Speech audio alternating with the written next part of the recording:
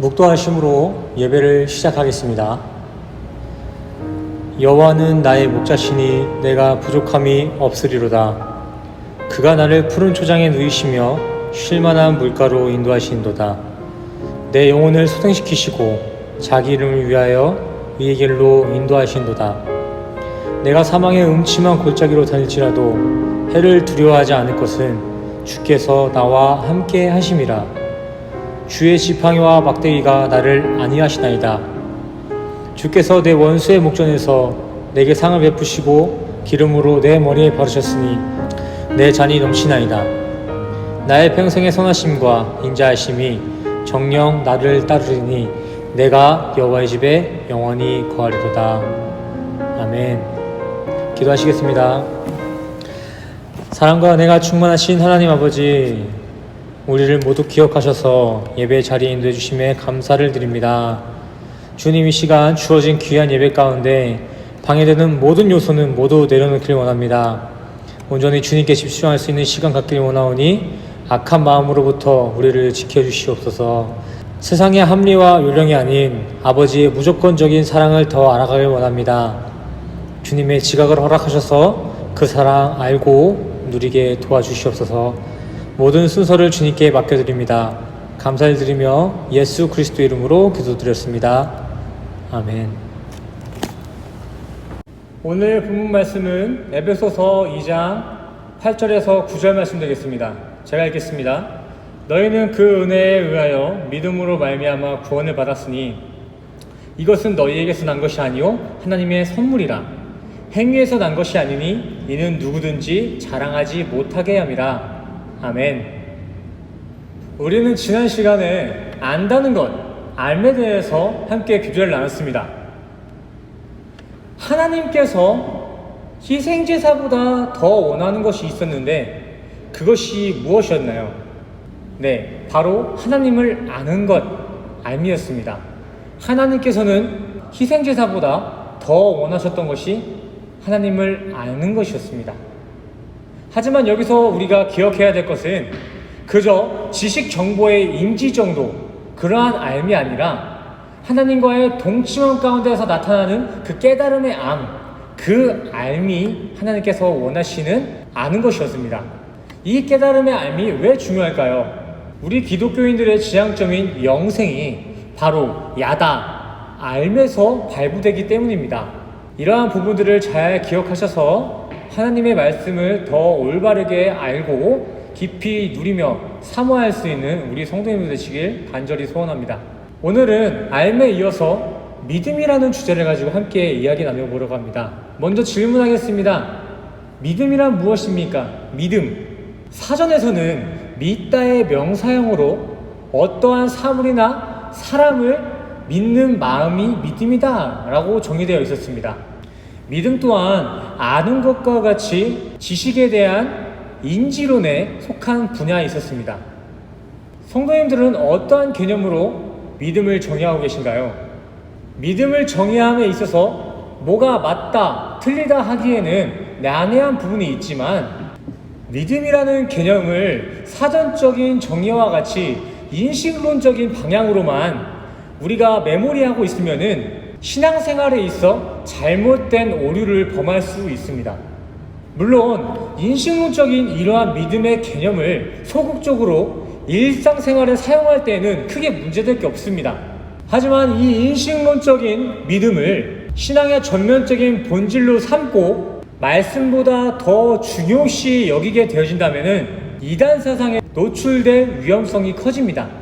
그렇기 때문에 신앙생활에 있어 믿음은 자신의 어떠한 다짐이나 굳은 신념, 이 정도로 치부해서는 안 되는 것입니다.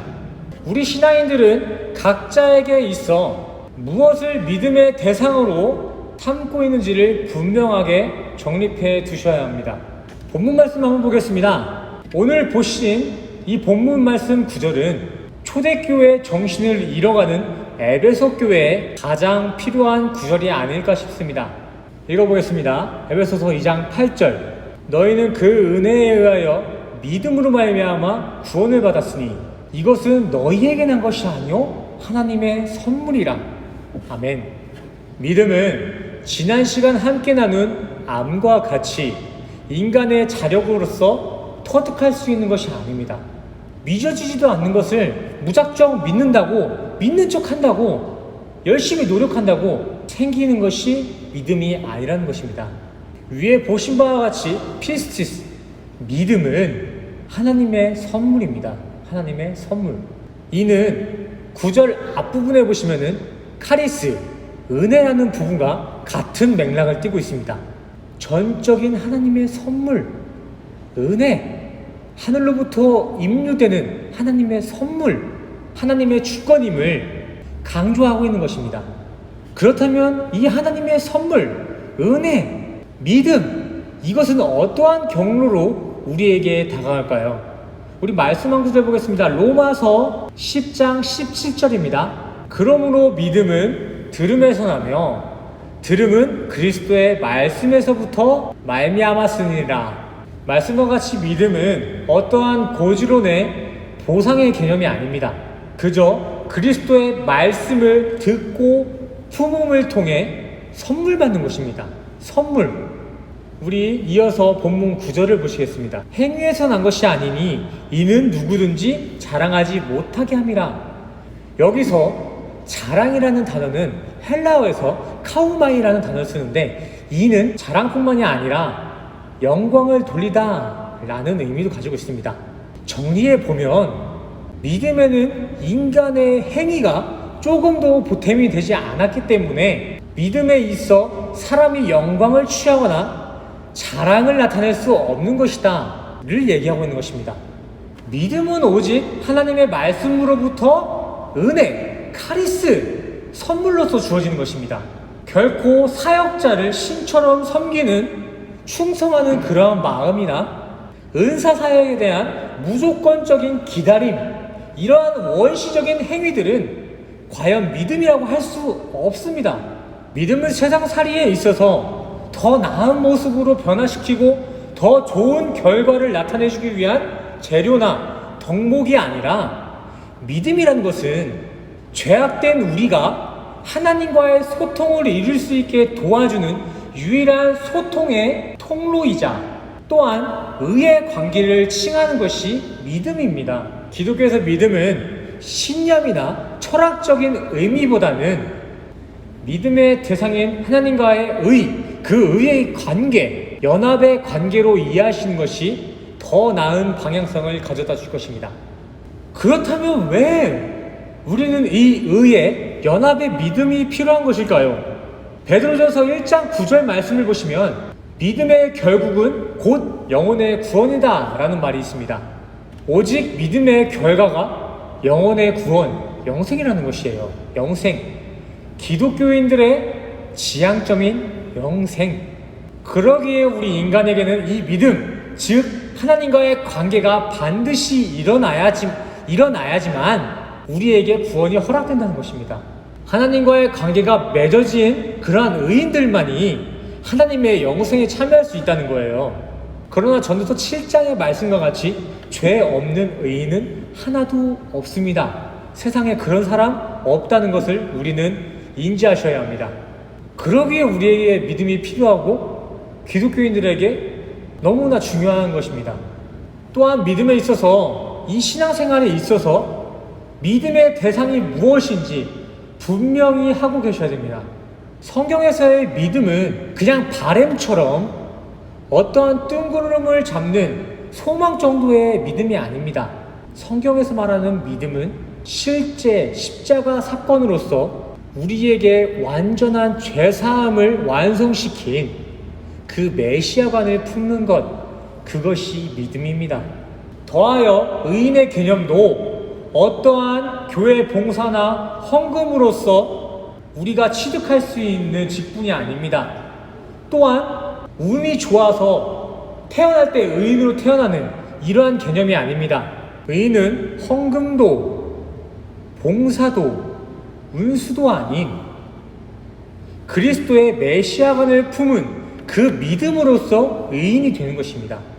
간혹 이러한 믿음의 강조함에 있어서 믿음으로만 영생에 이를 수 있다는 이러한 내용이 왠지 모를 허전함과 뭔가 충족되지 않는 갈급함이 있으신 분들이 계신데 그 원인이 있습니다. 그 원인은 믿음의 대상과 믿음의 본질이 분명히 잡혀있지 않기 때문에 그것이 원인이 되는 것입니다.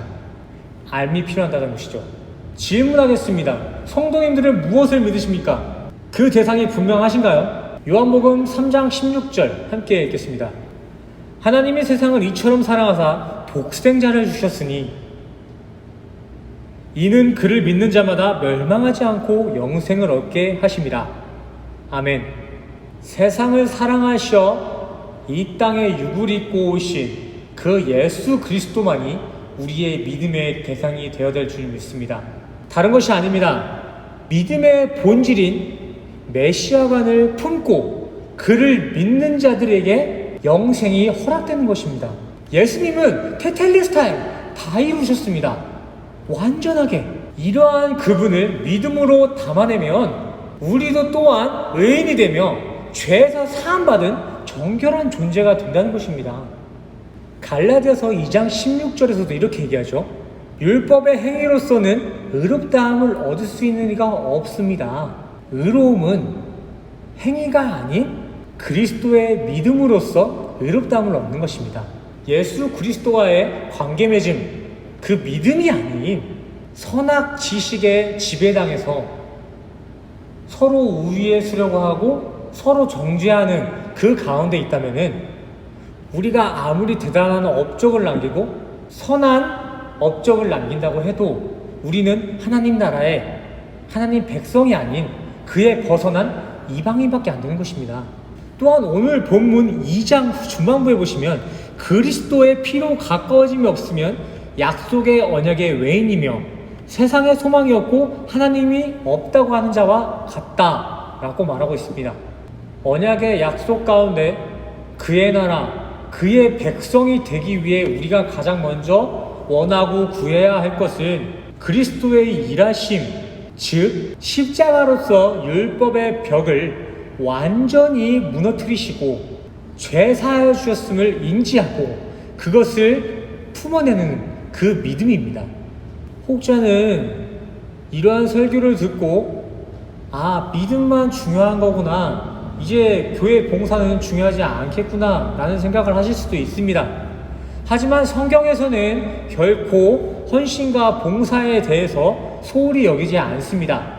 다만 제가 말씀드리고자 하는 내용은 교회 봉사, 헌신에 앞서서 우리가 먼저 구하고 우리가 먼저 취해야 될 게 믿음이라는 것입니다. 믿음. 봉사나 헌신 또한 믿음 가운데 나오는 그 감동으로 감당해내야 될 부분이라는 이야기입니다. 중요하지 않다는 것이 아니라 하나님이 귀히 여기시고 바라보시는 사역은 누군가의 강요나 강압으로 인한 그러한 일들이 아닙니다. 하나님이 귀히 여기시는 사역은 보상을 위한 헌신이 아닌 믿음의 감동 속 자발적으로 발동되는 그러한 자발적인 예배의 찬양입니다. 예수님의 공생의 사역을 보셔도 우리는 알 수 있습니다. 이방인들에게 먼저 예수님이 기적을 보이셔서 그 기적 가운데 믿음이 심겨진 게 아니에요. 그저 예수님의 옷자락이라도 만지길 원하는 그 간절함과 그 믿음이 있었기 때문에 눈먼 자가 소경의 눈을 뜨고 절름발이가 걸을 수 있게 된 것이었고 죽어가는 이가 소생함을 얻을 수 있었던 것입니다. 믿음이 아닌 보여지는 기적의 은사만을 기다리는 그러한 모습들은 성숙한 신앙인의 모습이라고 보기 힘듭니다. 보여지는 기적으로 나타난 그 믿음의 모습은 불완전해요. 어떻게 불완전하냐? 그의 생 가운데 매일매일 매 순간순간 기적이 나타남을 발견하지 못하면은 그 믿음은 계속해서 불규칙하고 불완전하여서 언젠가는 소멸되게 됩니다. 이것이 은사주의 문제점이에요. 완전하지 못해요. 기적을 부인하는 것이 아니라 믿음보다 기적을 앞세우기 때문에 그것이 문제가 된다는 거예요. 그러나 우리가 먼저 그 믿음을 구하여 하나님과의 연합 가운데 속해진다면, 그 가운데 거하게 된다면 눈에 보이는 어떠한 기적보다 더 놀라운 구원의 약속이 우리 가운데 임하여 줄 믿습니다. 이 약속을 고대하며 희망을 품고 살아가는 것이 성숙한 신앙인의 모습입니다. 믿음만이 우리가 바라는 소망의 실체임과 우리가 스스로 얻어낼 수 없는 영생의 증거임을 기억하셔 세상에 보여지고 나타나는 현상에 의지하는 믿음이 아니라 구원의 확증이 되는 믿음을 구하며 살아가는 성숙한 모습의 모든 성도님들 되시길 간절히 소원합니다. 마지막 한 구절 살펴보시고 설교를 마무리하겠습니다. 정말 유명한 구절이죠. 믿음에 있어서 저명하게 알려진 구절입니다. 하박국 2장 4절입니다. 보라, 그의 마음은 교만하며 그 속에서 정직하지 못하나 의인은 그의 믿음으로 말미암아 살리라. 아멘. 하박국서의 저자인 하박국은 위의 내용과 같이 의인은 믿음으로 말미암아 살리라 라고 고백을 남긴 믿음의 선지자셨습니다. 그러나 이 하박국 선지자는 살아갈 당시에 일관적으로 굳센 믿음을 잘 지키고 계셨던 건 아니었던 것 같아요. 하박국은 패역한 이스라엘을 왜 응징하지 않으십니까? 왜 내가 몇 번이나 얘기했는데 대답하지 않으십니까? 라면서 하나님께 탄원을 하기도 했고요. 이후에는 어떻게 이스라엘보다 더 패역한 바벨론을 하나님의 사역에 끌어들이십니까? 하나님의 섭리와 계획을 순종함 가운데 받아들인 것이 아니라 판단자의 자리로서 하나님의 섭리를 바라본 그러한 때도 있었습니다. 하박국에게는. 그러나 하박국은 하나님의 기도 응답을 듣고 탄식과 의심에서 기쁨과 확신 또한 판단자의 자리에서 순종의 자리로서 회복의 됨을 경험합니다. 하나님의 대답은 이러하였습니다. 하박국아, 내 계획이 인간들에게 있는 그 시간에 있어서 조금 더뎌 보이고 의심이 생길 줄 모르겠지만 나 하나님의 계획은 지금 묵시 가운데 잘 계획되고 있단다. 전혀 지체되고 있는 것이 아니야. 그리고 너의 기도 응답도 분명히 거짓되지 않고 거기에 맞는 응답을 줄 거야. 기다려라. 인내해라. 저는 호세아서를 묵상하면서 저에게 질문을 했습니다. 나도 호세아처럼 도덕적 우월감에 도취하여 어떠한 상대를 정죄하거나 판단하진 않았을까? 구별된 성도로 산다고 매일같이 고백했는데 과연 나는 그분의 묵시를 이해하고 믿음으로 인내하고 있는가? 호세아 선지자나 저뿐만이 아니라 모든 인간, 모든 사람들은 태어남과 동시에 하나님에 대한 불확실성과 의심을 품으며 경험하며 살아갑니다. 또한 세상의 기준으로 다른 사람들을 평가하고 더 위에 올라가겠다는 탐심이 우리 사람들에게는 존재합니다. 이러한 선악의 의심과 불확실성을 확신과 소망으로 변화시킬 수 있는 것은 오직 믿음입니다. 유일한 해결책이 믿음이라는 것이죠. 인간의 올무와 같은 이 율법의 벽을 허물 수 있는 것은 오직 그리스도의 피로 연합된 믿음뿐입니다. 히브리서에서는 믿음은 바라는 것의 실상이요 보이지 않는 것의 증거다 라고 말하고 있습니다. 맞습니다. 위의 말씀과 같이 우리 인간은 육의 몸을 입고 있기 때문에 많은 것들을 인지하지 못하는 무지한 가운데에서 이 세상을 살아가고 있습니다. 하지만 진리의 말씀을 우리의 증거 삼고 우리의 기초 삼아서 보이지 않는 것들에 연연하지 않고 온전히 진리의 말씀을 기준 삼아 우리의 믿음을 잘 지켜내는 우리 성도님 되시기를 간절히 소원합니다. 믿음이 없이는 결코 하나님을 기쁘게 할 수가 없습니다. 우리에게 허락하신 이 믿음을 잘 품어내셔서 영생을 소망하는 것뿐만이 아니라 하나님이 기뻐하시는 삶, 하나님을 기쁘게 하는 그러한 복된 인생 되시는 우리 모든 성도님 되시기를 간절히 소원합니다. 기도하시겠습니다. 사랑과 은혜가 충만하신 하나님 아버지, 주님이 주신 믿음으로 주님을 기쁘게 하는 복된 인생 살기 원합니다.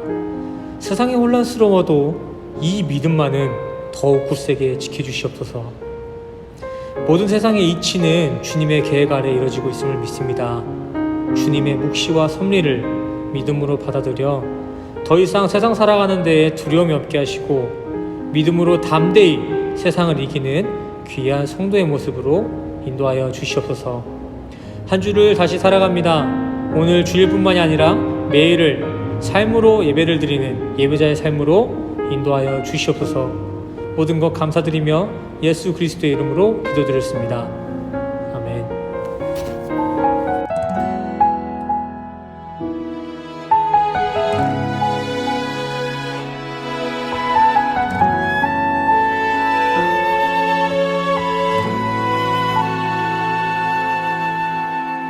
이 세상을 살아가는 동안에 나의 힘을 의지할 수 없으니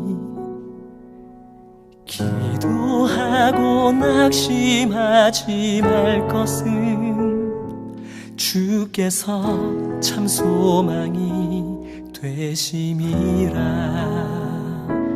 하나님의 꿈이 나의 비전이 되고 예수님의 성품이 나의 인격이 되고 성령님의 권능이 나의 능력이 되길 원하고 바라고 기도합니다.